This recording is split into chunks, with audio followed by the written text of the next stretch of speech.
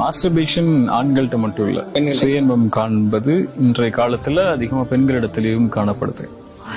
ஆணுக்கும் பெண்ணுக்கும் பொதுவா தான் இஸ்லாம் இதுல தீர்ப்பு சொல்லுது. இது உன்னுடைய தந்தை முன்னாடி செய்வியா, உன் தாய் முன்னாடி செய்வியா, உன் மனைவி முன்னாடி கூட செய்வியா? செய்ய மாட்ட. ஏன் செய்ய மாட்ட? இது ஒரு அருவக்கத்தக்க தவறான காரியம்னு உன் மனசுல எண்ணம் இருக்கு. இப்ப எப்படி அதை மார்க்கம் அனுமதிக்கும்? சயின்ஸ் அடிப்படையில் இது நல்லதா கெட்டதாங்கிற பேச்சுக்கெல்லாம் நம்ம இங்க போக வேண்டிய அளவீடே இல்லை. உனக்கு வயதை கடந்தால் திருமணம் செய்யதான் மார்க்கம் சொல்லுது. இறைமறுப்பாளர்களுடைய சமூகத்தை பத்தி பேசவே இல்லை.